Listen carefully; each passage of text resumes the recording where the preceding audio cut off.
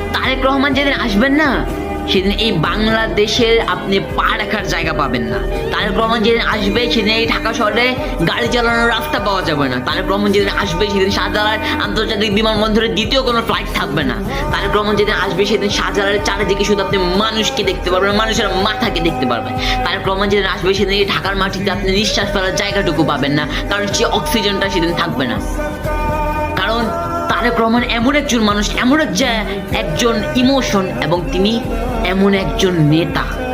আমার মনে পড়ে ইনি, সে সময় আমরা অনেক ছোট ছিলাম, ইনি একবার সংসদে দাঁড়িয়ে তিনি বলেছিলেন যে মাননীয় স্পিকার, এই অচল বাংলাদেশ সচল হবে সেদিন যেদিন তারেক রহমান আসবে।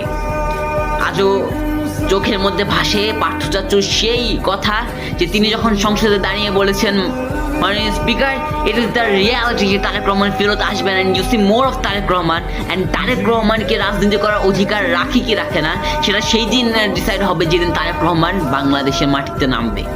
আজকে আমার কাছে মনে হয় গত 1 বছর আমাদের সব থেকে যে জিনিসটা প্রয়োজন ছিল, সব থেকে বেশি যে মানুষটাকে প্রয়োজন ছিল, সেই মানুষটা খুব শীঘ্রই আমাদের কাছে আসতে যাচ্ছেন, সেই নেতা খুব শীঘ্রই আমাদের কাছে আসতে যাচ্ছেন। এবং বিএনপির অধীনে, তারেক রহমানের অধীনে আগামীর বাংলাদেশ হবে সোনার বাংলাদেশ। আমি দেখতে চাই তারেক রহমানের মধ্যে জিয়াউর রহমানকে। আমি জিয়াউর রহমানের শাসনকাল পাইনি, আমি জিয়াউর রহমানকে শুধু রূপকথার গল্পে পড়ে গিয়েছি।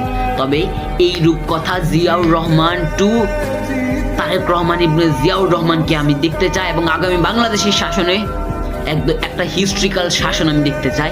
এবং অভিনন্দন তারেক রহমানকে, এবং শুভকামনা জানাচ্ছি খুব দ্রুত বাংলাদেশে ফিরে আসুন, আমাদের কাছে ফিরে আসুন, এবং আমাদের শাসক হয়ে আপনি বেঁচে থাকুন, আমাদের প্রতিনিধিত্ব করুন।